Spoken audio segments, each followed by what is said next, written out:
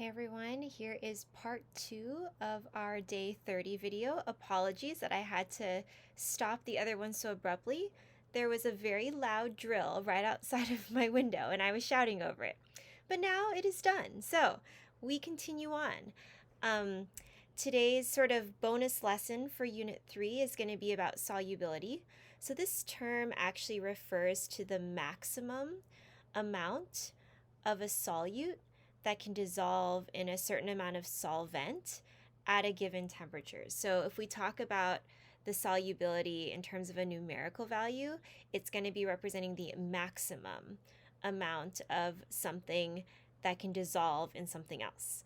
So there are 3 terms that I want you to be familiar with. These are kind of vocabulary terms that refer to 3 different types of solutions: unsaturated, saturated, and then supersaturated. So unsaturated means that there's still room remaining for more solute to dissolve. So the maximum amount of solute has not been reached in a solution for a given amount of solvent. If a solution is saturated, then the maximum amount of solute has been dissolved in that solution for the given amount of solvent. And then supersaturated means we've figured out a way to kind of manipulate the solution so that we can dissolve more solute than there should be able to dissolve at a given temperature. So there are visual cues for if you were to look at a solution just like in the lab, you could kind of just visually guess which category it would fall into. So if a solution is unsaturated, then you usually can't see any undissolved solute in it. If a solution is saturated, then you usually can see some like particles of the solute kind of just like falling to the bottom of the container, especially if you try to add in more solute, you stir it, and those particles don't dissolve and they just fall to the bottom. That's usually a sign that you're already dealing with a saturated solution. However, there are some cases where you can actually heat up a solution to a higher temperature, and you'll learn about this later, maybe second semester. When you add heat to a solution, the particles start to move faster because they gain more kinetic energy. And what that can allow to happen is it can allow more solute particles to dissolve.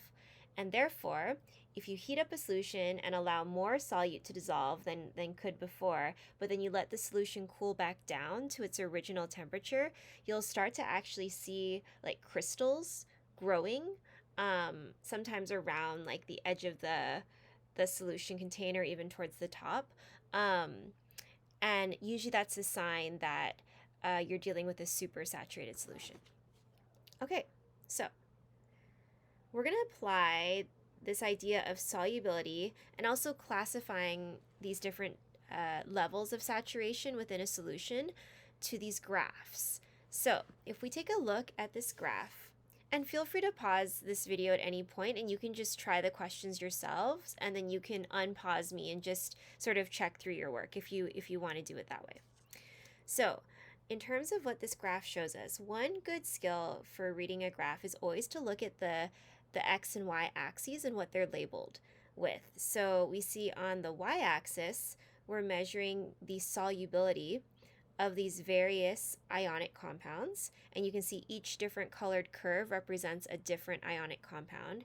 And notice that the solubility, these numbers represent the grams of each compound, or you can use the word salt as sort of just a generic name for ionic compounds.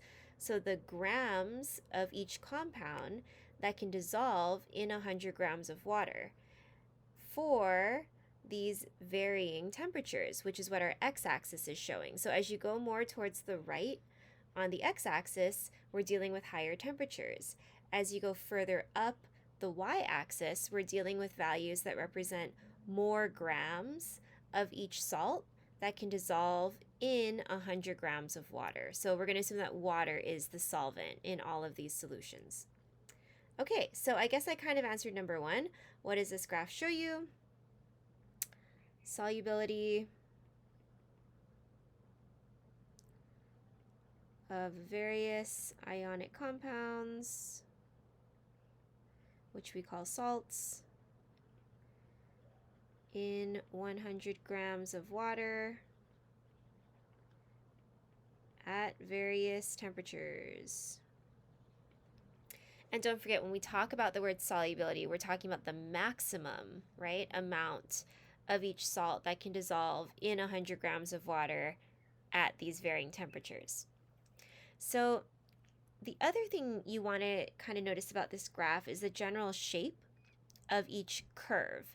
So some of these curves are lines, right? They're linear. They have linear sort of lines with a consistent slope, and others of them have kind of a more parabolic shape, right? So the slope is not consistent. But most of these ionic compounds have positive slopes, right? Where the trend line is going to go up towards the right. So what that would mean is that in general, for most of these salts, as the temperature gets hotter or gets higher, more of the salts can dissolve in 100 grams of water. More grams of the salts can dissolve. However, there's one outlier, this Ce2SO43. So notice that not only does it sort of, the curve kind of slopes downwards at first, so it actually has a negative slope at first, it eventually kind of like flattens out. And I want you to think about what could cause this to happen. Why would there be this one outlier? Again, you can pause, chat about it, and then unpause me. So one thing I want you to consider, which you will learn about in more depth later, is that as you change the temperature of different substances, the state of matter can also change. So like I said, by adding heat to a substance, you can cause the particles to gain more kinetic energy and they start to move around faster, and a lot of times that can lead to a phase change. So what if this compound here was actually just able to become a gas at a much lower temperature than a lot of these other compounds here? So if it becomes a gas and it's able to leave the container, maybe it's in an open, like beaker, and it's able to leave the container and therefore less of it dissolves in the water. So that's one hypothesis, right? So it could be that this is able to change phase maybe into a gas at lower temperatures, and therefore it starts to leave the container.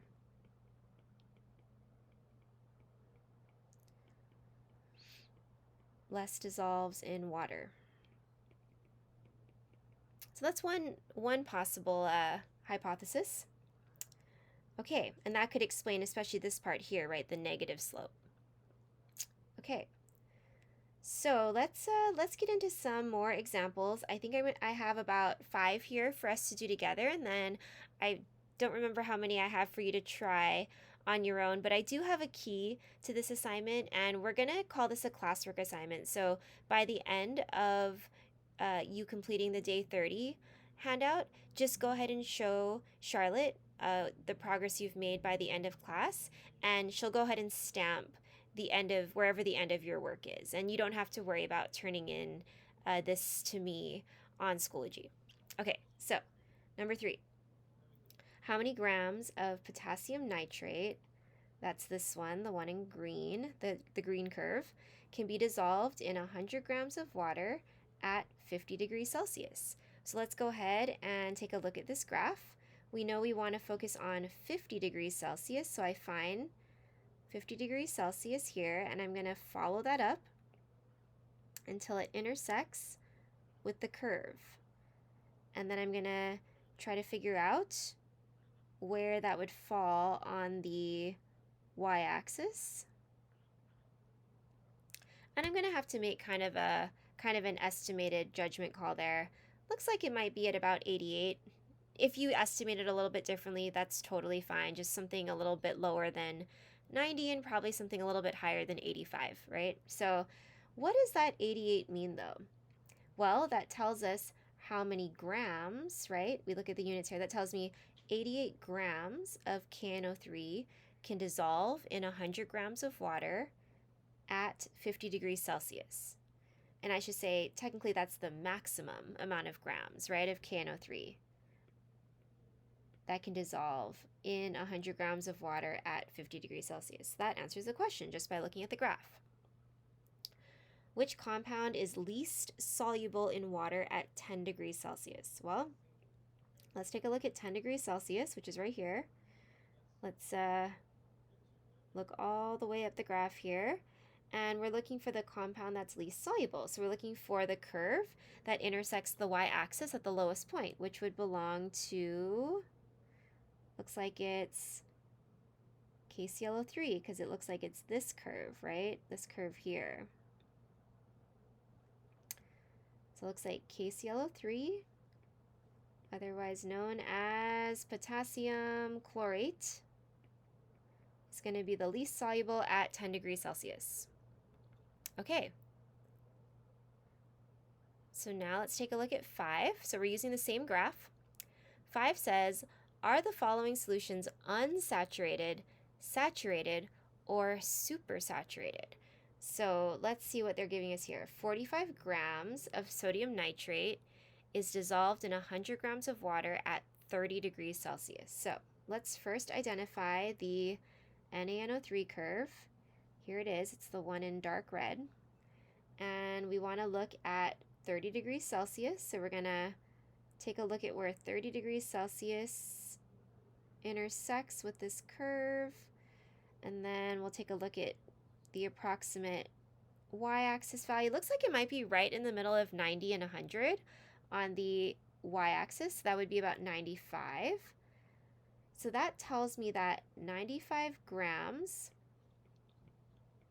of NaNO3 can dissolve in 100 grams of water, right, at that temperature. And this would represent a saturated solution, because don't forget the word solubility already implies that that's the maximum amount, right? This would be the max amount if we wanted to make a saturated solution at that temperature with 100 grams of water. But if we look at the problem, we only have 45 grams of sodium nitrate dissolved in this particular solution. So since 95 grams is greater than 45 grams, we can see that this is sort of this is like what's actually happening, right? That number is smaller than what the maximum amount would be, so that's why we would classify this solution as unsaturated. Okay, let's try that again, this time for potassium chlorate, KClO3. So first find the curve on the graph. We looked at it in the last problem, it's this green one. And we want to see what's happening at 60 degrees Celsius in this problem. So let's, oh, wait, that's not good. 60 degrees Celsius is not going to cross the curve. So I'm going to amend this problem a little bit. We're going to just say that that's, oh, no, not 60 grams. Let's say that this is 50. Sorry. 50 degrees Celsius. Okay, yeah, that'll cross the curve. Okay, so I just changed the problem on the spot there. That's okay. So here's 50. And then we can say that that's probably close to about 88. I think we did that in the last problem, right? So we know that at 50 degrees Celsius, sorry, I just changed the problem on you. At 50 degrees Celsius, 88 grams of KClO3 can dissolve in 100 grams of water, right? That's what our y-axis is telling us. So this represents the maximum amount. That represents a perfectly saturated solution. So again, we can see that, well, we're only dealing with a solution that has 60 grams of KClO3 dissolved in it. So again, since 88 grams is greater than 60 grams, we would say that this is unsaturated again. So for it to be a perfectly saturated solution, the amount dissolved in the 100 grams of water would have to match the amount that you would see on the graph itself, right? And for it to be supersaturated, the amount that was dissolved in the problem would have to be greater than the amount that you see in the graph here. Okay, sorry, I had to change that problem because I couldn't see where the curve actually intersected the graph. Ugh, I don't like when I make typos like that. It's okay though. We'll keep going. So, number 6 says, which substance is least affected by temperature changes? Explain your reasoning. So, when we think about the y variable changing and the x variable changing, right? Because temperature is at the x-axis and then solubility would be the y-axis. Really what we're looking at is how much the slope, right, of the curve is changing, or how steep the slope is even. So if we're looking at for a substance that's least affected by temperature changes, we'd probably want to look for a line that is perhaps the flattest or most horizontal, right? Because that would have a very like minimal change, or actually no change in its slope, but it would have a very like low slope as well. So this Ce2SO43 is a good candidate because it's pretty flat, except for this first part, right? There's kind of a drastic drop down. So really the only other curve that's pretty close to being flat would be NaCl. So overall, I would say NaCl is probably more resistant to temperature change than the Ce2SO43, just because there's this really steep dip in the beginning, right? Because essentially what the NaCl curve is showing us is that even if the temperature goes up by 100 degrees Celsius, the amount of NaCl you can dissolve in 100 grams of water only goes up by maybe like 8 grams total, right? Which is a much lower change than any of these other salts. So I'd probably go with NaCl. And simply because its solubility curve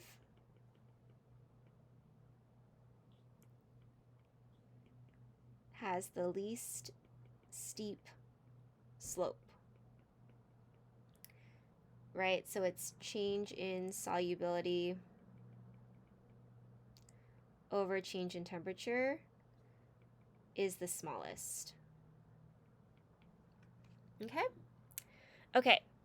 Now, 7 says, if 25 grams of sodium chloride is dissolved at 50 degrees Celsius, how many additional grams of sodium chloride would be needed to make the solution saturated at 80 degrees Celsius?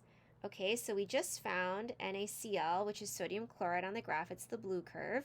Let's see what's happening at 50 degrees Celsius. Okay.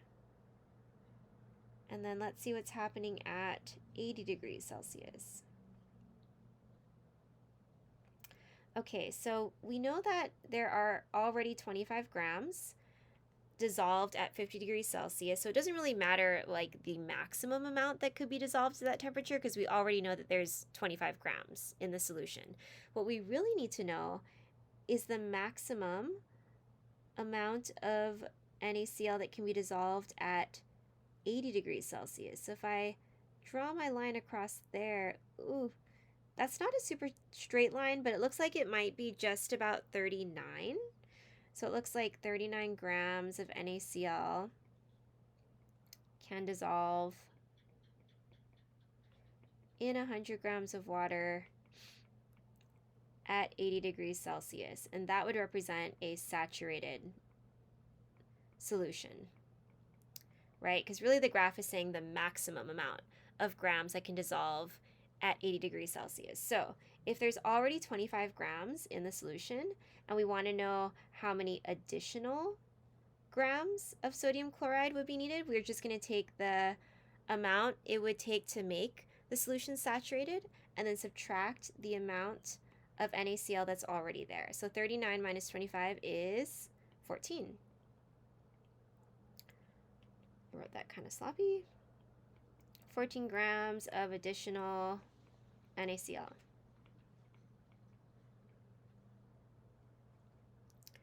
Okay, last two problems, and then you'll practice one more graph, analyzing one more graph on your own. Okay, so number 8 says, how many grams of lead-2 nitrate can dissolve in 250 grams of water at 40 degrees Celsius? So let's first identify lead-2 nitrate on the graph. Looks like it's going to be this yellow curve here, PbNO32. And then let's next investigate what's happening at 40 degrees Celsius. So I'm going to draw a straight line up.